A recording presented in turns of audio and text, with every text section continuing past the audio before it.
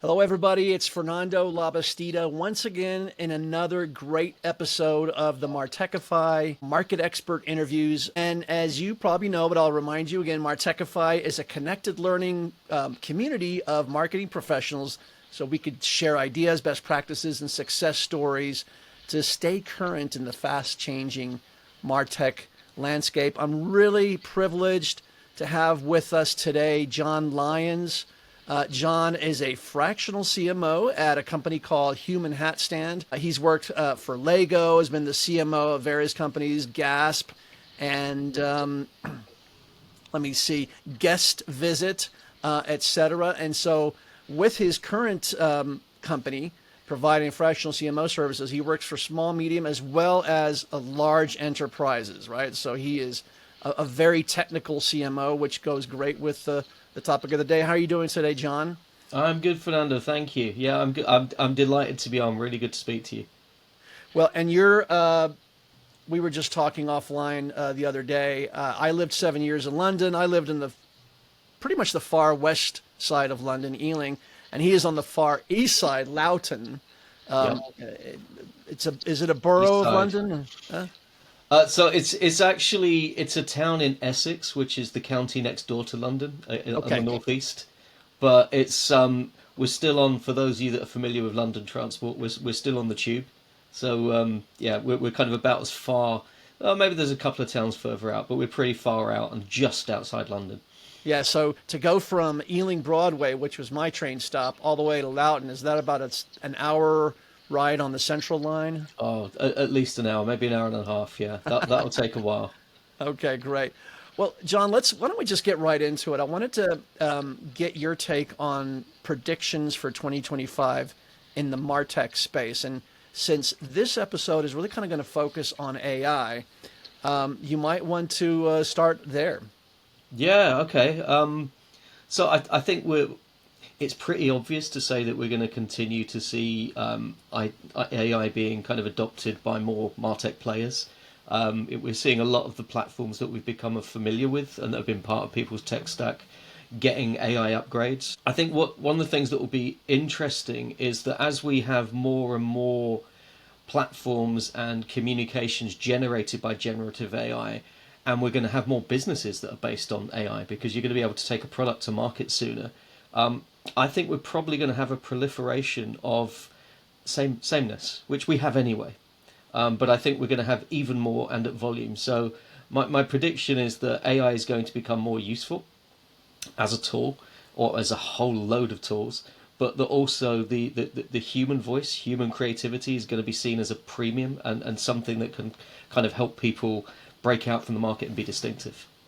So that's a really interesting point, and I wanted to dive deeper into that. The human voice. Are you talking about now that everybody's relying on AI to help them write, or maybe even just to write 100% of their stuff? Are you talking about people actually manually sitting down and writing or creating videos? Or are you talking about even AI getting more human-like? No, I think it's a case of expert writers, so copywriters in particular, are going to have more value because obviously, AI, it's a machine learning model. It Yeah. kind of learns from everything that's out there, and it's going to continue improving. It has improved massively. Let's be honest, over the last few years, but I think kind of having a talented copywriter, and I've been lucky to work with some of the best, who can come up with a really human and unpredictable proposition or angle or elevator pitch. I think that's going to make a lot of difference. I think we'll still see a lot more AI kind of taking up the volume. But I Yeah. think that those kind of magic things that come in, we're going to start seeing the value of human writing. Okay, that's really interesting on your part because I think a lot of companies uh, are starting to really double down on getting the AI to take over, and I think there is something to value about the human touch, the actual the craft of writing, the creativity of sitting down and actually writing something that's not AI generated. Yeah, 100%. And I think what's important about it is, it's that human touch where it's necessary. So that kind of, and we all use AI for certain parts of writing. I use it myself, and we'll be talking about that in a bit. But I think for kind of that absolute nail on need to get a human to say wow, or the aha moment. I think that whilst obviously GPTs can be trained in tone of voice, etc., Yeah. I don't see them being able to be a really good copywriter. So I think where AI has come to its fore and will continue to grow is, I think going back a little while, it was as good as mediocre people. I think it's getting better and will continue to get better, but I still think we're going to kind of almost get like a craft beer or a sourdough bread movement within copywriting. Exactly. And I think elevating the craft to a new standard. I think that one of the things I've noticed is copywriters and content writers specifically, they've kind of become a dime a dozen, or a 10p piece a dozen. and and but there's very few really good writers. I mean, those writers that can kind of really grab you, by the lapels immediately and suck you into their message. Yeah. So I like this prediction. Great. So let's get on to the rest of the interview. I think I wanted to first of all, get a sense of your career trajectory. How you got started in marketing and some of your experiences with some of the larger brands, and then how you ended up here today with Human Hatstand. Yeah, sure. So I started my career in marketing as an architect, so completely outside of marketing. But if architecture teaches you anything, it's curiosity. And I was studying architecture at a time in the mid to late 90s when this new World Wide Web thing was happening. They were. It was back when they were calling it the information superhighway. That's how old I am, Fernando. Yeah. You and me But both. as an architect, I was fascinated by it, and I learnt about it. And what I came to realize is that in the marketplace, there were design agencies that are trying to move into it, but they were trying to put billboards onto a small pixel screen, and the technologists behind HTML didn't believe it should be commercial.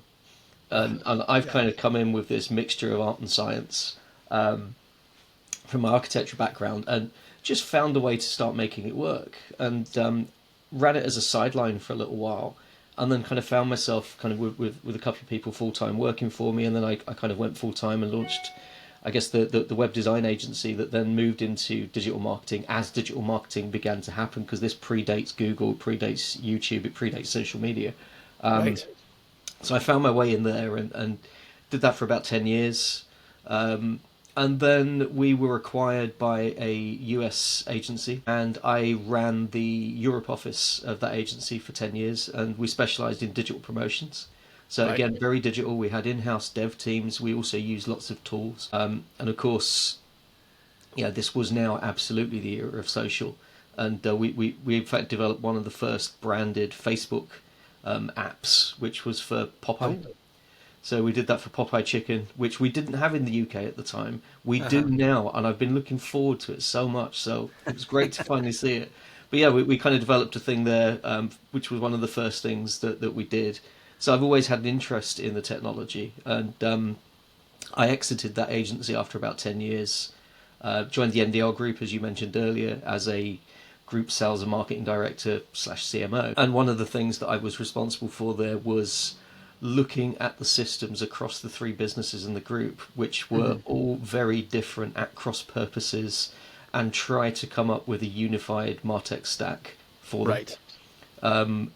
As well as kind of leading on the launch of kind of a product like Guest Visit, which was a pandemic era hospitality app. So it was a QR based app that we developed and launched, took to market, and kind of managed to get kind of support of one of the biggest pub chains in the UK, and believe it or not, the Church of England.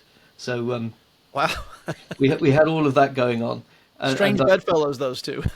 Well, yeah, absolutely, absolutely. But yeah, so I kind of did that for a while, and worked with some absolutely fantastic brands in my agency days. So, I'd worked with the Lego Group as a client.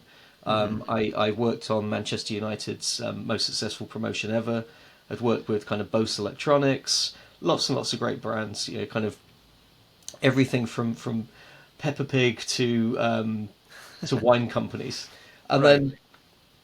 then a role came up at the Lego Group in the loyalty program, which I was really interested in, and so I went in house at the Lego Group, and I was kind of senior manager in charge of strategy for the program. So a lot of what I was looking at there, we had a great tech stack, as you can imagine. We had such a great tech stack, but we also had really, really great subject matter experts in there.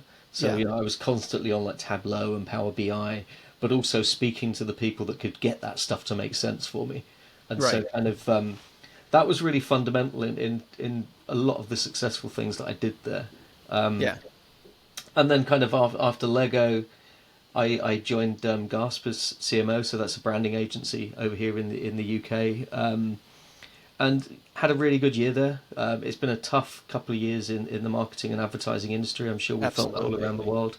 So as part of the senior leadership team, we got to the point where I'm the highest ticket item. We need to let me go.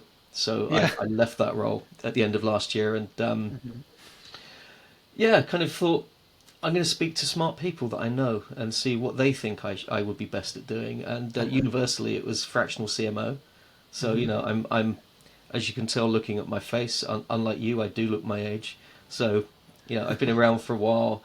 I know how things should be done. I no longer really want to get involved in office politics. Oh, yes. And having run my own businesses from bedroom at my mum's, as the first one was, kind of up. I have no intention of building a business and being responsible for other people's salaries and mortgages. So Yes. fractional CMO absolutely suits me, and that's what I've been doing this year, working with a variety of brands in a variety of sectors. Wow, that actually sounds like a very fascinating career trajectory. And before I get into your AI tech stack and a little bit more about some of the Martech stuff that you were working on, I'm very curious to find out like about the the the situation at Lego. That had a great tech stack, and the fact that you're working in loyalty. I think not a lot of people really like to include loyalty in marketing, but I think it's a huge part of marketing because I think it was Jay Abraham that said that there's really three ways to make money. You get new clients, you get your current clients to buy more, and you get your current clients to buy more frequently, which all have to do with loyalty. So, Yeah. could you give me a little bit of the details as to how you did that? Yeah, And sure. yeah, So, I mean, I've been in loyalty for quite a while, and prior to working at the Lego Group and having them as a client, our agency kind of worked on Nerf perks in the US, so the kind of the Hasbro campaign there or the program, and it's an interesting challenge because particularly over here and in Australia, there's more of a lean into marketing effectiveness and marketing science. I'm saying that with quote marks. And some of that has led people to kind of dismiss loyalty. But I think kind of that it can be done well and it can be done badly, like anything else. hmm So when you're a brand like Lego, who are market leader, they can afford to invest in acquiring new customers and loyalty. They've got very, very good tech stack and expertise. They've got a great program. They've actually also, fundamentally, they've got a product that works for loyalty. Every Lego brick ever made connects to every other Lego brick ever made. oh wow, So you can always build out your Lego collection, but then also what they've done brilliantly is they're working with so many IP partners and they've got their own internal IP that there's constantly new products that if you're into building Lego or you're into that IP, say you're a Harry Potter fan or a Star Wars fan, maybe you can see some of the Star Wars behind me here, there's naturally a reason to go back. It's not like people often when they're poo-pooing loyalty talk about, oh yeah, I'm loyal to my toilet paper. It's not a functional product. It's much more than that. It's a collectible. It's a playable. It all works together. So all the stars align for a brand like Lego, and it's not the only kind of brand where loyalty works, but all of the stars align. And what we did was we had a program that initially had started very much as a kind of points and then discount. We took it into much more of an experience and exclusive rewards platform. So for the big fans of Lego, and there are many, it's giving them access to things that they could only get if they were a member, and you'd get points that you could then transfer against product. So we had special sets that were made that you could only get through the program. We had sweepstakes to be invited to the opening of, for example, the London Superstore when that reopened recently, and we had a dialogue with the fans. Mm-hmm. And if I go back to my time with Nerf Perks, where that was really successful and where it kind of solved its problem and then was no longer needed was Hasbro had only ever sold through third-party retailers. They had no first-party data. They had no real understanding of who their market was. And so by building a retail agnostic platform, we were able to give them insights into their customer base that they wouldn't otherwise have. And it was fascinating what we were able to learn about, the so-called typical Nerf customer. It's not necessarily a 13-year-old kid. We had middle-aged lawyers that were regular and heavy buyers. Wow. So there's lots of things you can get out of loyalty as well, other than resell. But of course, it needs to kind of wipe its backside financially as well. Yeah. So you all built the loyalty platform that managed the points and gathered the data from scratch. Was this a custom development solution? So we did for Hasbro. When I joined Lego, they had a solution built and integrated with other platforms anyway. They do have quite a complex Martech stack in terms of their CRM, their email platform, the loyalty platform, the .com. There's lots of moving parts, and there's lots of very, very smart people that take care of it. So I was very much charged with looking at how we could grow the program, and so kind of part of that was working with the insight people, Tableau, Power BI, looking at where the gaps were for opportunities to grow. And I think probably my biggest success when I was there was identifying and being able to show to the leadership that our greatest opportunity to growth wasn't within the current ecosystem. It was external. So we'd got to the point where the program it wasn't at saturation point, but it was going to get close to saturation point from people that bought from Lego.com and Lego-owned stores. Right. But there's a huge percentage of people that don't buy their Lego products directly from Lego, and therefore had no chance to engage in the program. Absolutely. So I was able to make the case and run a test with Target over in the US that went really well, and it's kind of continuing to roll and roll out elsewhere. So again, it's kind of getting access to the right stuff when you need it, and that's the importance of having a good tech stack and good experts. Look, I'm dying to get into the AI stuff, but just one last question: was that through QR codes on the packages, or was it just they opened up the Lego and there was a form in there, a piece of paper that said, hey, to get more benefits, sign up here with your email address, etc.? How did you all get the retail customers to sign up? So for the initial test with Target, we kind of worked very closely with them, and they created a lot of point of sale stuff that had QR codes on it, etc. And basically what we did is, because it was a test to start with, we use receipt scan technology. So the receipts would be scanned, you'd then be allocated the points, and you could access your points on the Lego, as it was then, VIP platform, Insiders now. But so it used that, and actually that was the technology we used when we launched Hasbro Nerf Perks, because again, that was one that had to be retail agnostic, everything from kind of the Targets of the world down to mum and pop stores on the corner. I think that's huge, because I think like you were talking about Hasbro not knowing who their customers were. The trend now is to know exactly who your customers are, to get all the data points so that you can, almost create a like micro segments of your client base and do very personalized marketing to them. So I think I love hearing that. I used to work for, I was in charge of content marketing for a company that did packaging, flexible packaging for consumer packaged goods. And Okay. one of the things that we were doing was we were integrating variable rate QR codes that allowed you to create a customized QR code for each one of the products printed on the packaging.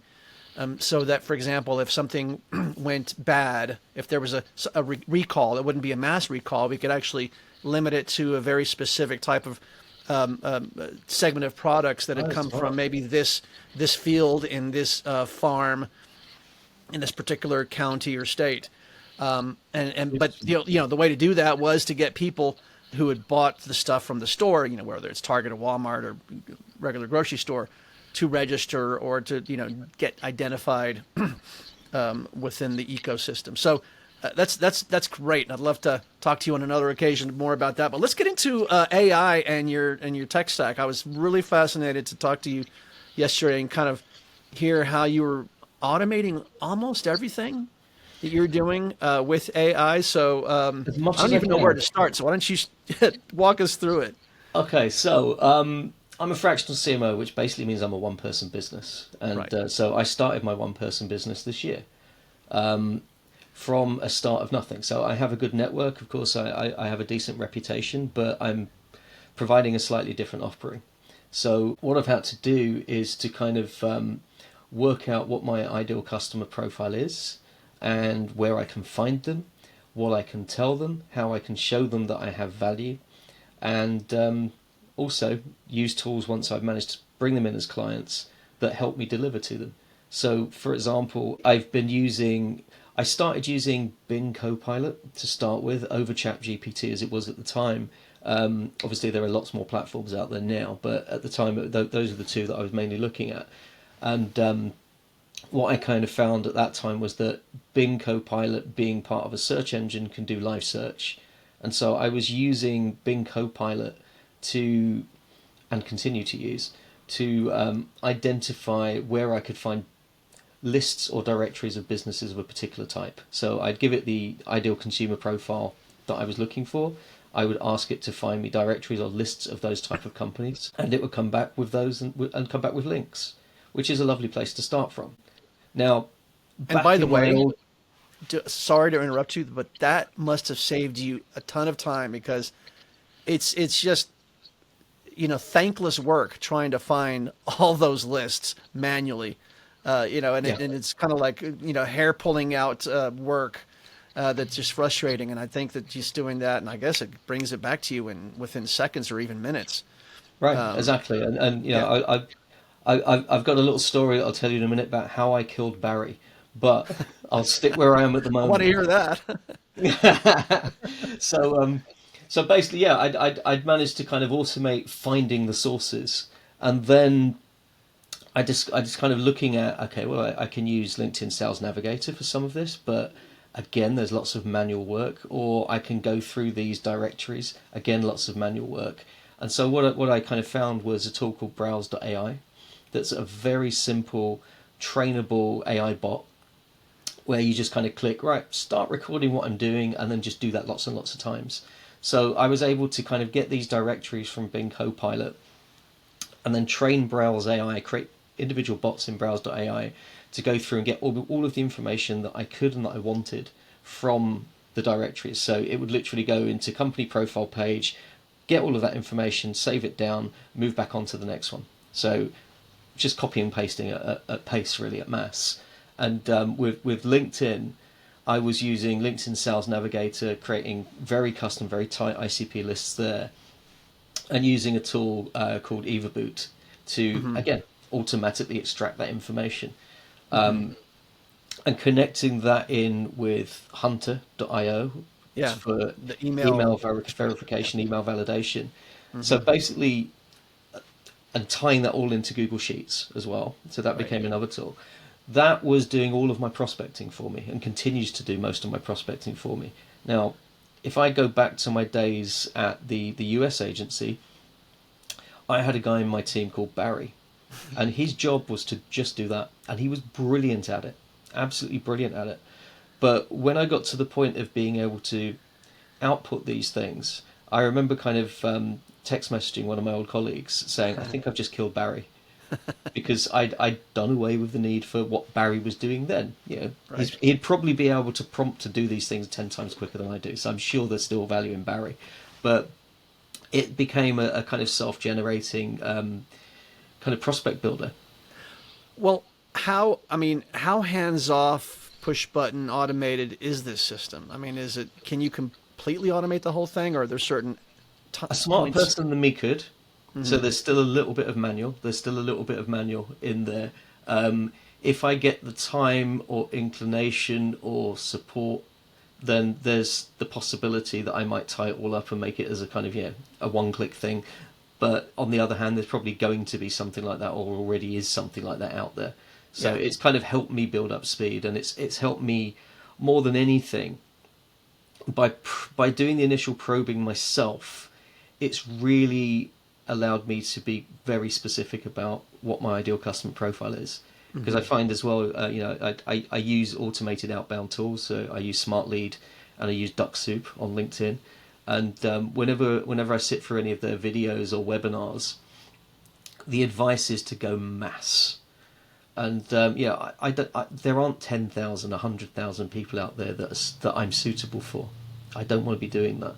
So I need to find those people and get them down to the hundreds or maybe 1,000 or two, and just deliver good stuff. And this kind of helps me break those places down there.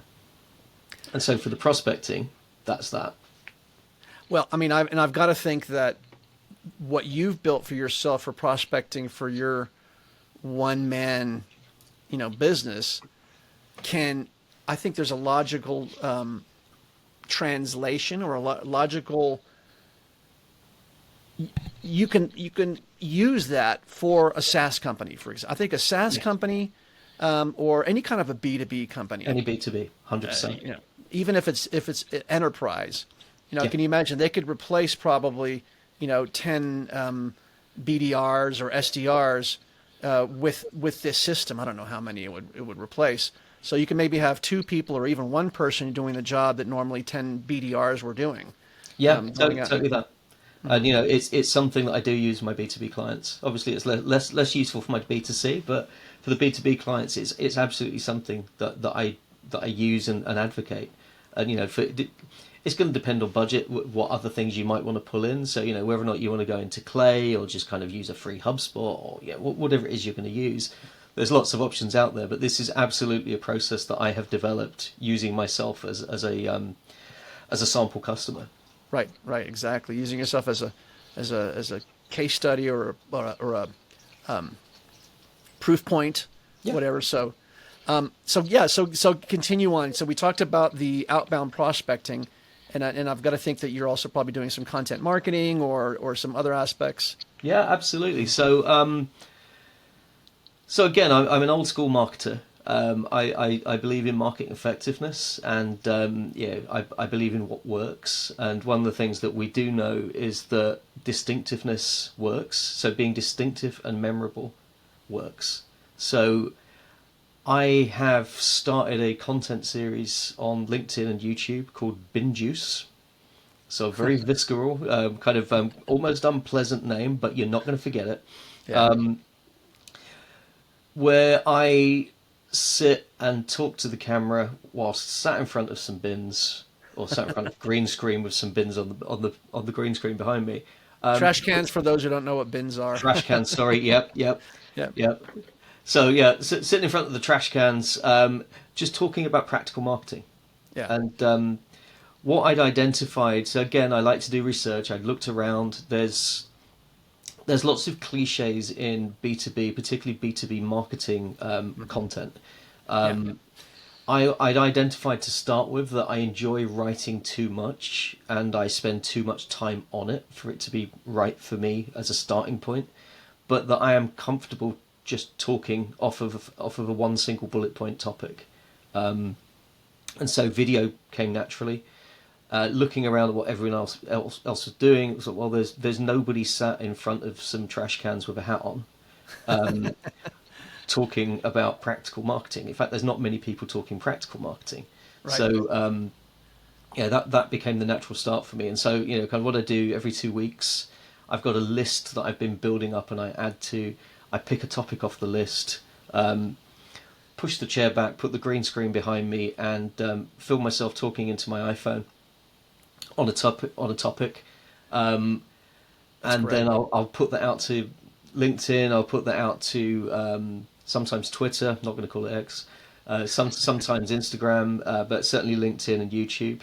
But then I use a tool called Opus Clip.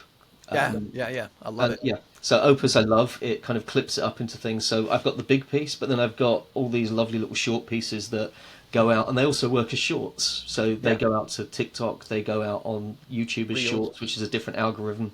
They go out on LinkedIn as shorts, which is a different algorithm.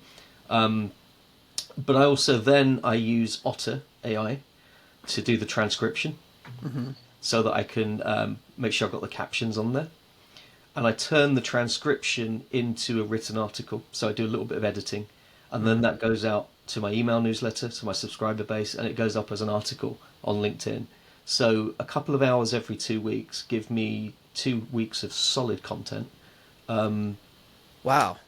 I've kind of used a couple of other tools in terms of developing my personal brand, if you like. So again, something that we know works really well in branding, including in B2B, is brand mascots.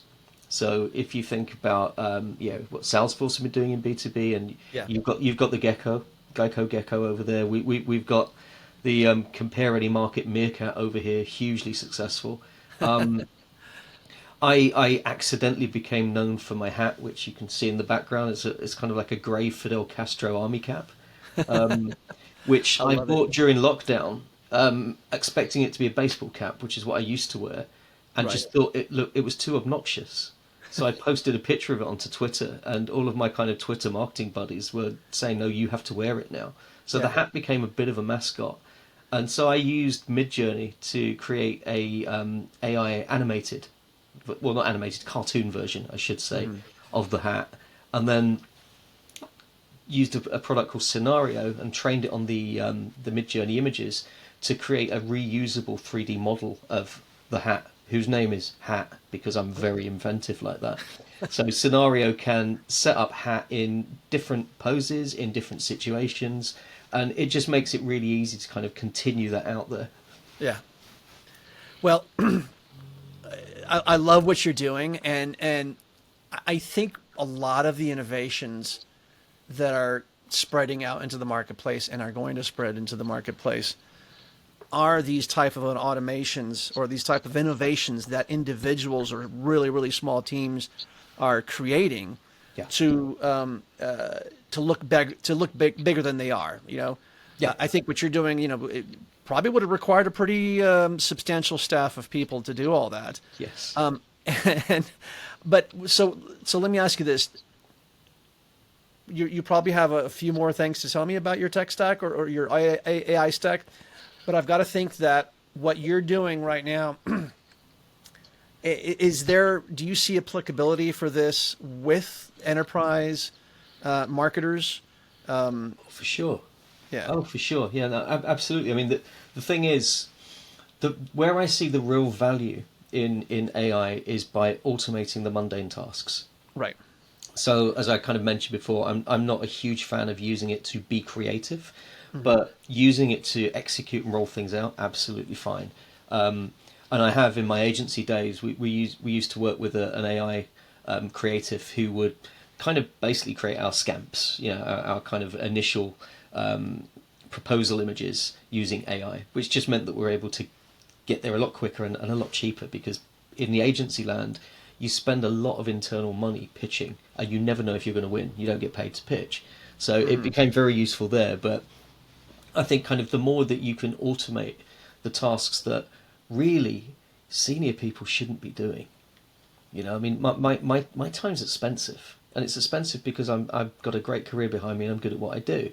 But I don't want people to be paying me to be doing stuff that isn't worth paying me to do. Yeah, the minutia.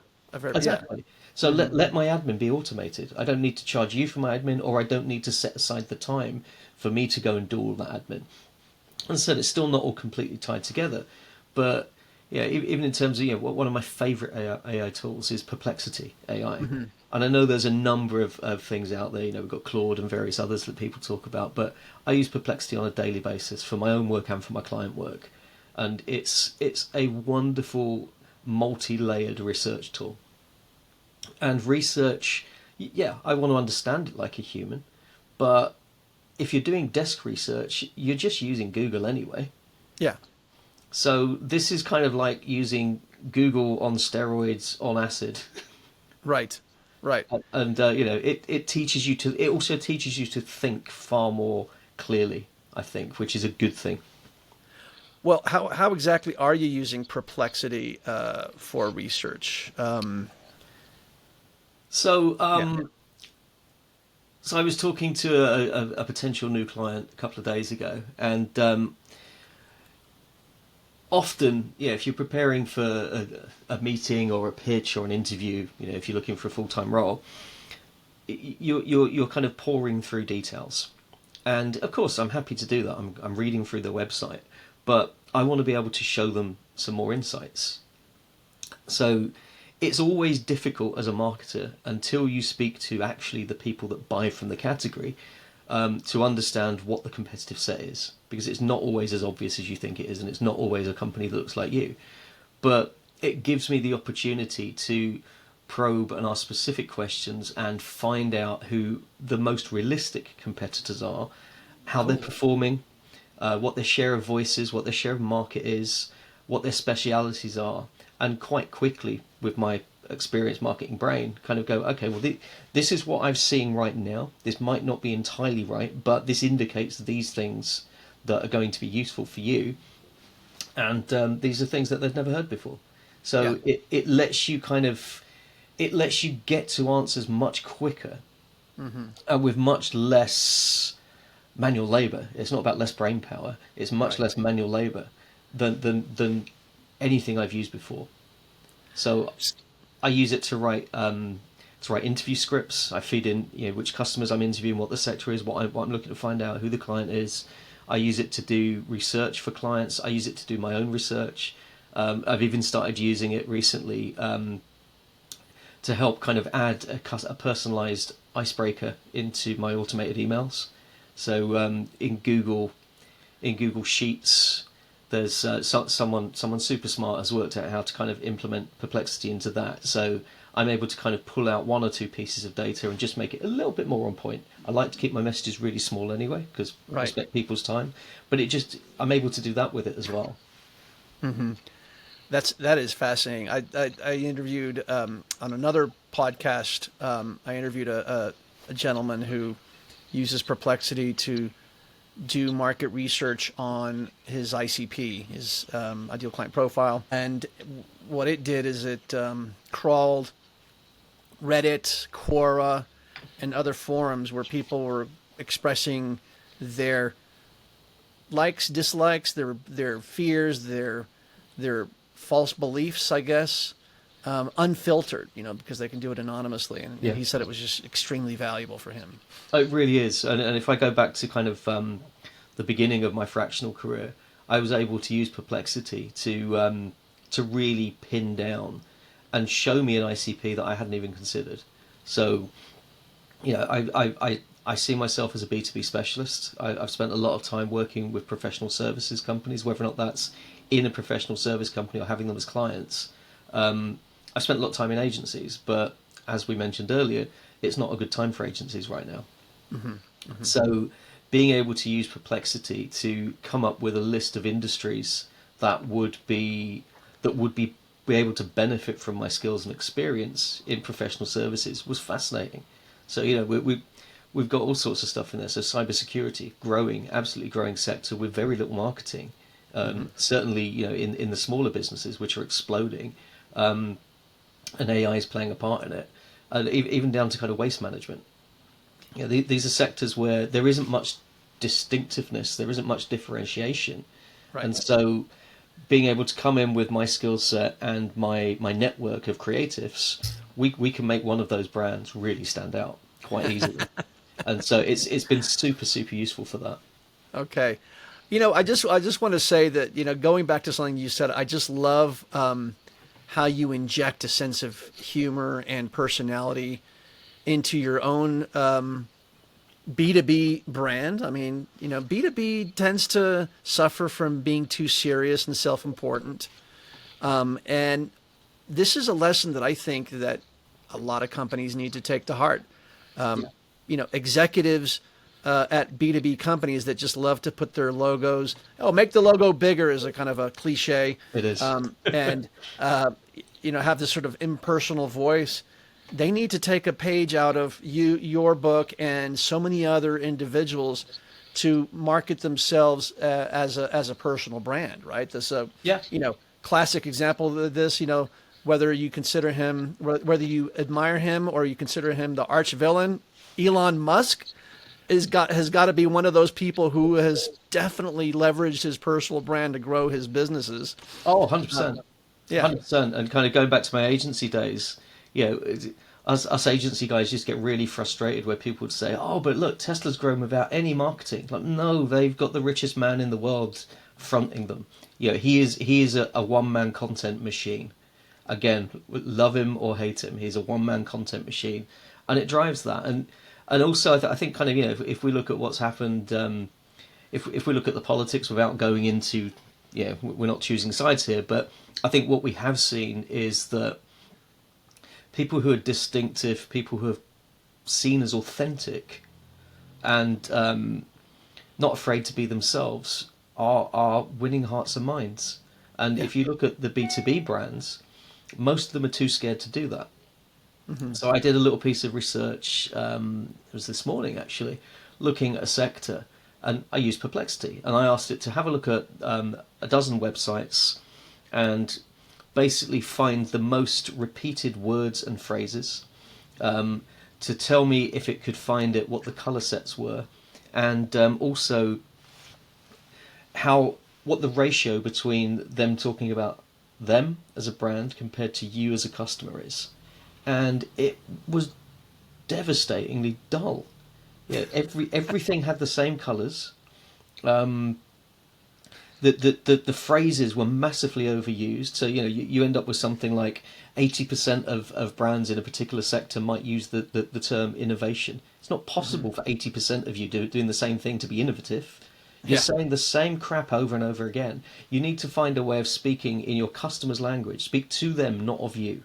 And so that's why I'm probably not for everybody. There'll be people out there that maybe will judge this guy sat in front of the trash cans, in a pair of shorts, pretending to have a conversation with a pigeon, as I did in one of the episodes. But that's fine, because I'm probably not going to be for you, and I'm probably not going to enjoy working with you. But if you can see it and realize that what I'm doing is I'm creating a mindset that connects what I do with something interesting and fun and less serious, because what I'm talking is all serious. I just don't have to say it in a serious way. And so that's the thing. And again, if you look at those brands, you got Progressive with Flow. What the hell's going on? How can you have an insurance company with a gecko or with Flow? It doesn't make any sense, but that's why it makes all the sense in the world. Exactly. Because everyone else is playing the same game. Yeah, exactly. I'd love to imagine or think, how would a cybersecurity company inject personality and humor into what they're doing? That's kind of probably one of the most serious, industries out there. So, John, before we conclude, I think I might have interrupted you when you were talking about your AI stack. I think you maybe had a little bit more to say, or did I get that wrong? No, I think it was just kind of, I wanted to put in Perplexity in terms of the AI. So, there's other things in my tech stack, but I think that the one that I hadn't really mentioned at that point was Perplexity, which is becoming my go-to everything. So I've now got it, downloaded the app on my phone, downloaded the app on my laptop, as well as using the website. It's a wonderful tool, and there are other wonderful tools like it, but it certainly shows to me, as someone that kind of played with ChatGPT very early on, how far we've already come. Right. And indicates how much further we can still go. So I'm certainly not going to be one of those people that says AI will never but I do see the point, as I said earlier, where AI, like processed bread, might become the norm, but Yeah. there's still going to be room for that kind of sourdough craft. And Yeah. I think, and what we know from craft, sourdough, beer, etc., it sells for a higher price. Yeah. Exactly. So you can Exactly. have brand equity by having some more humanity in, but there's plenty of room to play with, Yeah. with AI, and it's going to be interesting and slightly scary to see how it goes on. Yes. Well, John, I just want to thank you so much for your time. And I know it's a little bit late in the afternoon on a Friday, so you've probably got the weekend on your mind. So before we leave, if there's any brand out there that is interested in contacting you, what are your social media addresses? What's your website, etc.? Cool. So I'm still a big user of Twitter, and I'm Johnny Ego on that. JOHNNIEEGO. I've been Johnny Ego for about 18 years now. My first business was called Ego Vision. That's why. So I'm Johnny Ego there, on Blue Sky, on Threads, on Instagram. I'm John Paul Lyons on LinkedIn. Love to hear from you on LinkedIn. And my website is johnlyons.co.uk. Perfect. Just wanted to thank you so much for your time over here, and I will see everybody in a next interview video with another fascinating Martech and AI expert here at Martechify. We'll see you next time and talk to you soon. Thanks, everyone.